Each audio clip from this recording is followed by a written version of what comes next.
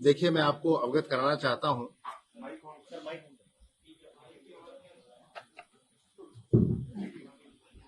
कि जिस दोहरे हत्याकांड की तफ्तीश पुलिस कर रही थी, उस तफ्तीश के दूसरे आरोपी जाबिद को पुलिस ने आज गिरफ्तार किया है और गिरफ्तार करने के बाद उसे पूछताछ की गई है। पूछताछ में जो कुछ भी उसने बताया है, जो सीक्वेंस ऑफ इवेंट्स बताया है, उसके बारे में मैं आप लोगों को संक्षेप में अवगत कराना चाहता हूं। तो उसका ये कहना है कि दोनों भाई एक बार्बर शॉप पे वहीं काम करते थे जो पीड़ित परिवार के घर के बिल्कुल सामने है। वहां करीब 4-5 सालों से काम करते थे और जो भाई था उसका साजिद, उसका पीड़ित परिवार से वाकियत भी थी, उसके यहाँ उनका आना जाना भी था। घटना के दिन की बात उसने बताई है कि वो लोग जैसे रूटीन में हर दिन वो 8 साढ़े 8 के आसपास अपने गांव से चल करके मोटरसाइकिल से आते थे। वो दोनों आए और उस दिन उनका भाई थोड़ा गुमसुम भी था। साजिद की बात कह रहा हूँ। जावेद ने अपना काम नॉर्मल तरीके से शुरू किया। उसने कई लोगों की शेविंग भी की, बाल भी काटे। 10 साढ़े 10 के आसपास जो साजिद था उसने कहा कि उसे कुछ दिक्कत आ रही है। वो किसी डॉक्टर के यहाँ जाने की बात करके गया और करीब 1-1:30 के आसपास वापस आया।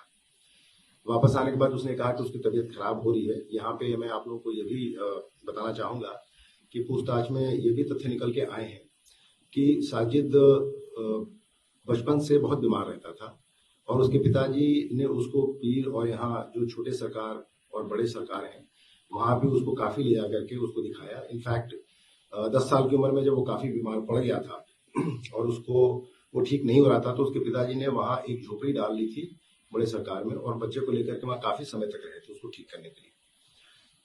किस तरह की बीमारी थी इसके बारे में अभी हम लोग जांच पड़ताल कर रहे हैं, लेकिन ये अवश्य बताया गया है कि वो जब उसको इस तरह की दिक्कत आती थी तो वो काफी अग्रेसिव हो जाता था और उस समय वो किसी के नियंत्रण में नहीं रहता था।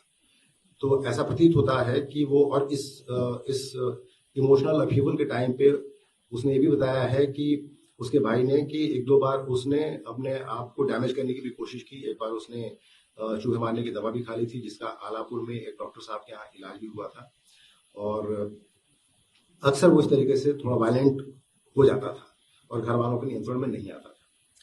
उस दिन जो घटनाक्रम था उसके हिसाब से 1:30 बजे के आसपास उसने कहा कि मेरी तबीयत खराब लग रही है और मेरा मन नहीं लग रहा है। तो फिर ये दोनों वापस सखानू चले गए और थोड़ी देर के बाद ही उसके भाई ने कहा कि भाई तुम्हारी तबीयत खराब नहीं लग रही तो आज हम लोग कुछ चिकन वगैरह बना के खाते हैं।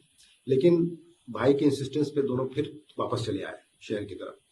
आने के बाद शाम को हमें एक ऐसा भी विटनेस मिला है जो इस बात की पुष्टि कर रहा है कि इसकी तबीयत खराब थी और इसने ये कहा कि मुझे खून की उल्टी सी होने जैसा लग रहा है और मैं कहीं जा रहा हूँ। इस बात की पुष्टि भी हुई है गवाह के बयान से। शाम को करीब 5 साढ़े 5 के आसपास ये थोड़ी देर के लिए बाहर गया साजिद। जब लौट के आया तो उसके हाथ में एक चाकू दिखाई पड़ा। हम लोगों ने उस व्यक्ति को आइडेंटिफाई कर लिया है जिसके हाथ से वो चाकू खरीदा गया था। उससे भी पूछताछ हो रही है।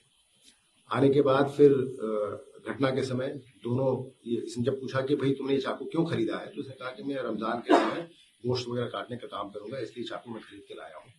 उसके बाद दोनों इसने बताया कि मुझे किसी काम से पीड़ित विनोद के यहाँ जाना है, विनोद के घर के जाने के लिए। जब ये दोनों बाहर निकले तो विनोद के घर के अंदर चला गया और जाकर के उसने वहां घटनाक्रम को अंजाम दिया।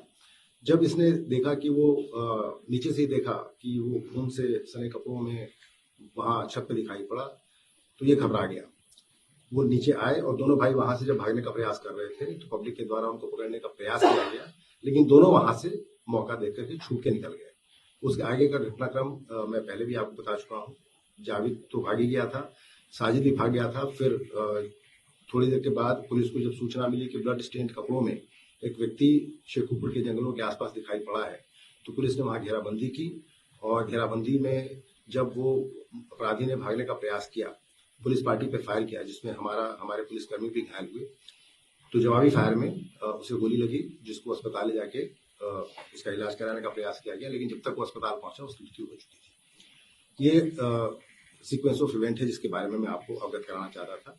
जो अभी पकड़ा गया है उसके से भी और पूछताछ की जा रही है गहराई से, और उसके बाद जो भी अन्य फैक्ट्स बताए गए हैं वो विवेचना का पार्ट है, जिनके बारे में हम लोग अलग से तफ्तीश कर रहे हैं। अगर आप ये वीडियो YouTube पर देख रहे हैं तो हमारे चैनल को सब्सक्राइब करें और बेल आइकन को दबाना ना भूलें। अगर आप Facebook पर ये वीडियो देख रहे हैं तो हमारे पेज को लाइक करें।